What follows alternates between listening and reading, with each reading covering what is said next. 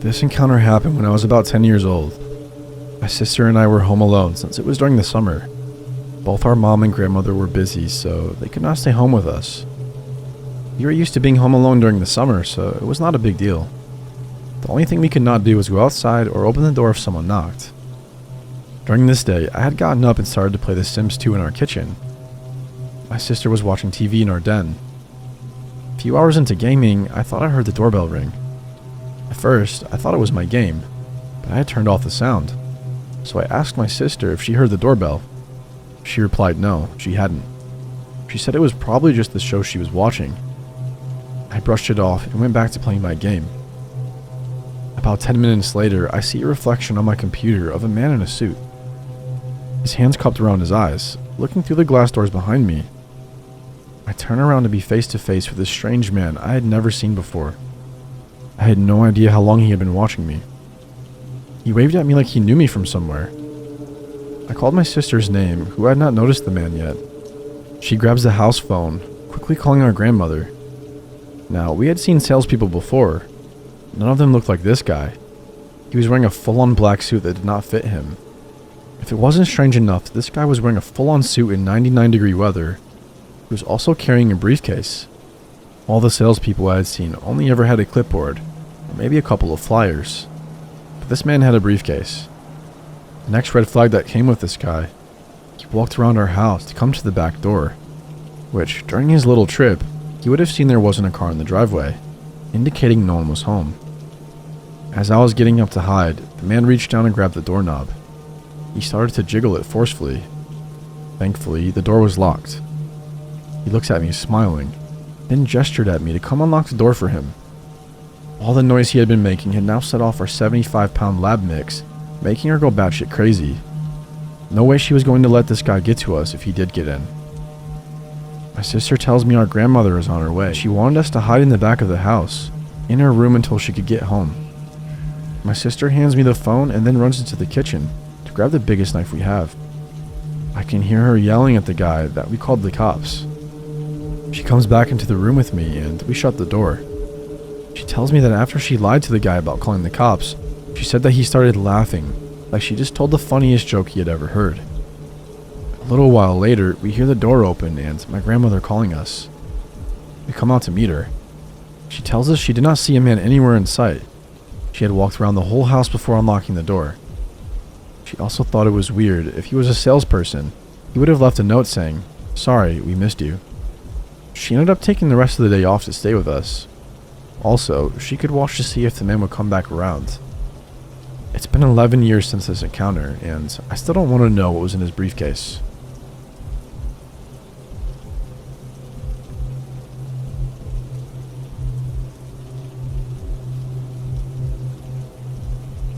I have lived where I live for 3 years. It's a nice apartment and amazing location, but they were built in the late 90s. Last few years, the city I live in has had a massive population boom, and people have been non-stop pouring in.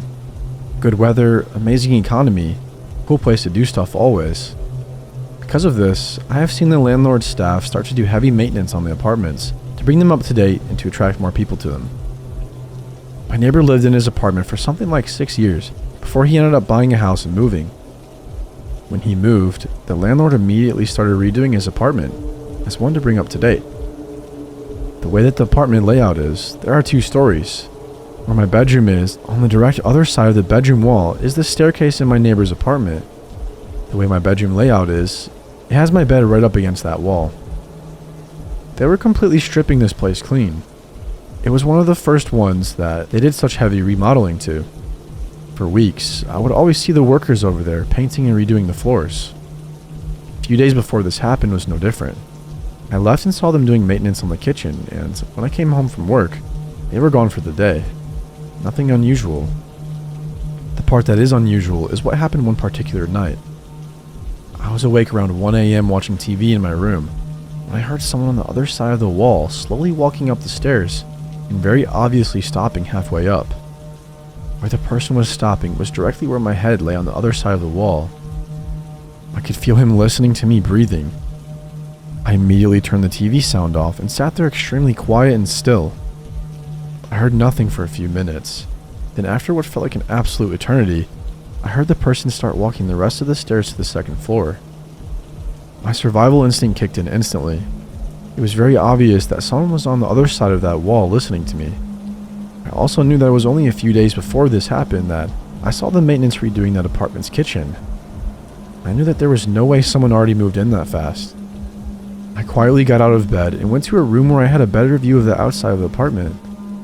I obviously couldn't see if there was movement in there from the window, but I had a good angle to see if anyone walked out. I sat there for around 15 minutes, just staring outside to see if I saw anything at all. Nothing. I went back into my room and lay down in bed again. I didn't play the TV.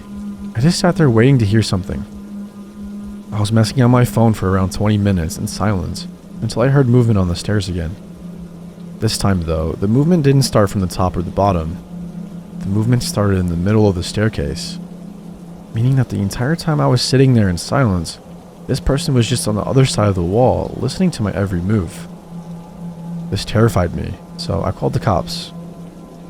I gave them all the information of what was going on, and they informed me someone would be out very soon. I went back to the one room and watched out the window again. Only a few moments later, a police car pulled up, and a cop got out to examine the building and apartment. He was looking around and shining his light in the windows. I heard him knock on the door, and shortly after, could hear him talking to someone, but couldn't make out what they were saying. I was totally puzzled by this. The officer walked over to my door and knocked. I went downstairs, and he informed me very nicely that someone just moved in there. I laughed and was completely embarrassed. I even said to the cop that it was a hell of a way to meet your new neighbor. I felt embarrassed, but more importantly, I felt very relieved about the entire situation. I brushed off the whole thing as it just being late and my mind playing massive tricks on me. The next day, I went to leave my apartment when I saw something that made me stop dead in my tracks. I went outside and only took a few steps towards my car when I saw maintenance over there carrying out the old refrigerator. I was puzzled. I walked over to the apartment and I looked in the door that was wide open. The kitchen was still being worked on and not a single piece of furniture could be seen. I was legitimately speechless. I walked over to a maintenance man and said, "Didn't someone move in here?" And he informed me no, that the apartment wouldn't be ready for showings until at least 3 weeks. I ran back upstairs into my apartment and called my landlord. I asked her if someone is staying there and she said, absolutely not. I told her about what I experienced the night before and she was floored. She told me that they would change that apartment's locks immediately and also suggested that I call the non-emergency line to the police department and inform them that no one lives there. I did just that, and they asked me to come down to the station. I told them all the information and detail of what happened. They were able to quickly figure out which officer came out to check out the situation so he could help identify the person who answered the door. The officer described the man in detail, and I confirmed that I have never seen him around the apartments before. There was a search around town for a few weeks until the whole thing just sort of fizzled out, and I stopped hearing about it and started seeing less and less patrol cars randomly in the parking lot. After that night, I never heard anything in that apartment. Around a month later, an older couple moved in, and they are very nice. When I saw the moving van pull up, I went out to introduce myself to them. But to be completely honest, the only reason I went out there was to see if any of them matched the description of who the cops saw. Not even close. I'm certain that the person who was in that apartment got away with it. I had an extremely hard time sleeping the following weeks after that happened to me. I actually ended up moving my bed into the smaller second bedroom because it bothered me so much. I have zero idea what the intentions of the person were or what he was doing in that staircase, but it's easily one of the most chilling things that's ever happened to me.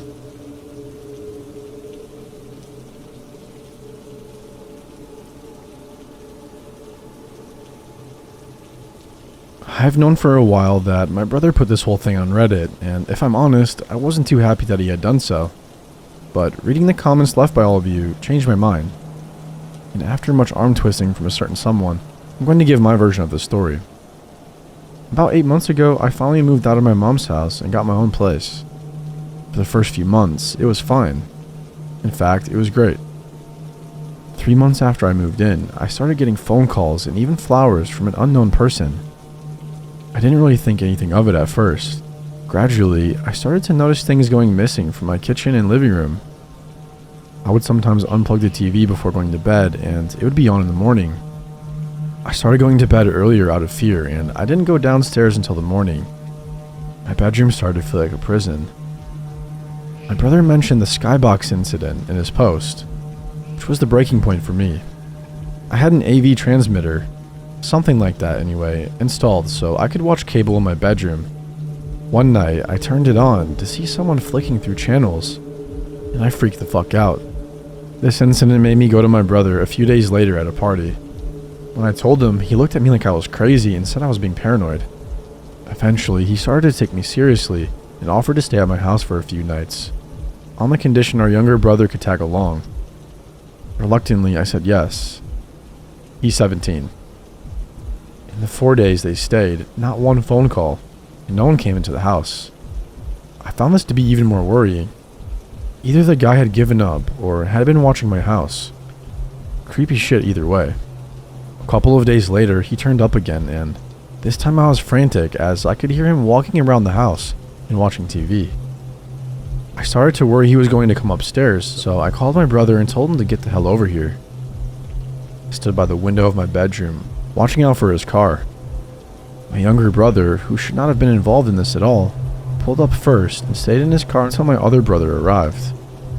When he did, they jumped over the fence that leads to an alley to the right of the house, all while staying on the line with me.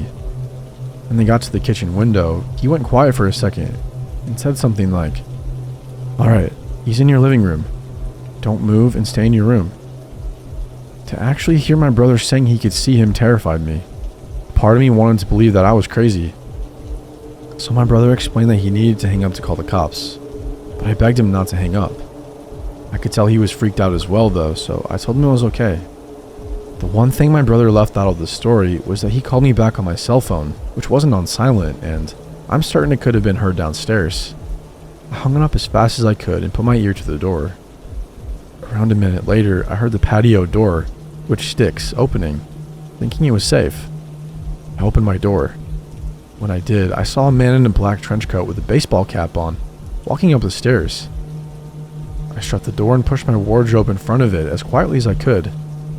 And I heard my brothers running up the steps. There was a struggle, and I heard the man shout out, "I'm sorry, please." I moved the wardrobe and saw my younger brother picking up a knife on the stairs. That's about all I can tell you. I will say that the guy, aka my ex-stepfather, is not a bad person. He has suffered from mental problems all his life. His daughters haven't spoken to him in over a decade. After finding out it was him, I felt terrible. I probably would have gone downstairs to speak to him if I had known it was him.